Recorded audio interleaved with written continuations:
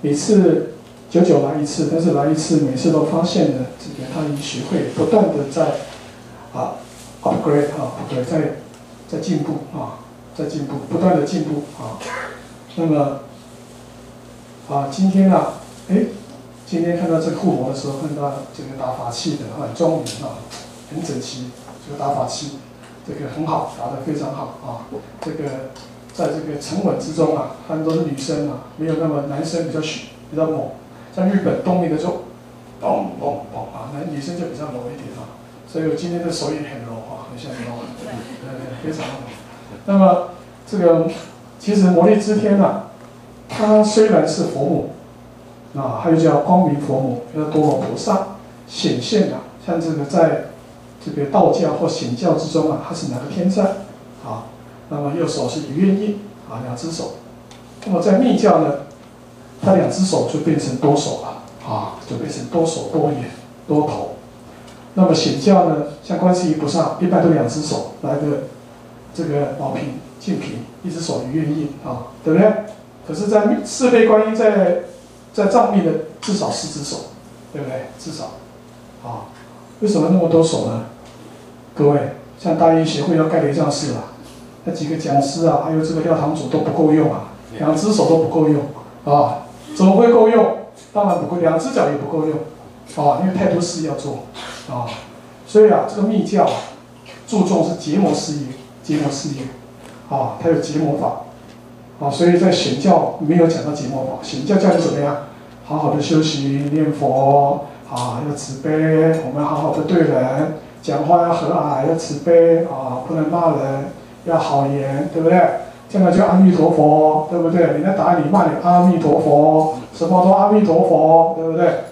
在密教不行，你在密教的道场，你会发现，如果你到台湾雷藏寺有时候法师这密雷藏寺的法师好会念人好凶不对就边念各位，密教是很实际的面对你的修行。你心中如果你表面上的阿弥陀佛，心在那边骂，对不对？什么三字经叉叉的都在骂，表面上阿弥陀佛，我是念佛的，我不能骂人，可是心中不断的在骂，嘴巴还是阿弥陀佛，这个叫什么？心口不一，对不对？我们密教很直接，不对就直接讲，所以比较直接，结果很多人往往会受不了。你们太直接了，你们是学佛的人，讲话那么直接为什么？因为这都是修行。你要在这个环境里面知道这个就是众生，本来就是如此。我们不能因为人的一句话，一定要跟你讲慈悲阿弥陀佛，你才会觉得这才是修行，不一定。各位，你能够面对各种环境能够如如不动你的心才是真正的修行。很难，很多人说我要闭关，山上躲到山上。有一个师兄听说有个师兄说最近说要出家，台中听人讲，他说他要出家，为什么呢？他说他老婆他是电子工程师，职业不错，就靠他养一个家人，还有老婆孩子。他一直想出家，他妈妈也同意，因为听说他老婆很会念他。他说我每天工作回来，老婆还要念我，很难修行，念完之后都很难修行，有密谈也很难修行。孩子又吵又闹，怎么修行？很难修行。我一定要出家，才能够好好修行。结果我们一个师兄跟我讲，我跟他讲你这样子的话，出家也很难修行。你以为到雷藏寺就不用工作了？当完法师之后，每天坐在那边当三宝，吃饱喝饱玩饱，人家每个人供养你都不用做各位，出家之后工作更多，明白吗？你不要以为雷藏王法师每个都很轻松。他只有早上晚上的同修的时间能够坐下来修法，中午时间吃完饭利用一点休息时间赶快念一下经，睡觉时间赶快再念一下经，就是四谈法。你以为他每天就是一修四一谈法2小时，早上2小时，下午2小时，晚上2小时，再宵夜2小时，刚好8小时四谈法？各位不可能。在工作里面就是修行，知道吗？不要以为你出家之后才能好好休息。各位，我现在在桃园皇帝去帮忙去那边做，你知道吗？我很难一天修几堂法，我必须要走在路上走一走，看到佛菩萨就记下来，观想一下，念我的本尊咒，观想跟本尊合一，马上做想到就做，想到就做，不是坐在坛城哦，走路哦，走路的时候想到就这样观想，随时无刻想到就观想，有空的时间，我没办法做到坛城这样修，一天修几堂法，太忙了，法务太忙了，没有办法。如果你能在人世间啊，能够啊，时时想到就念一句佛号，甚至你要念一个咒语，观想他的形象，这个时候就在修行了，你知道吗？不一定要在坛城修，明白吗？这个很重要，因为我们在人世间，那么你以为闭关躲在山上就好好修行了？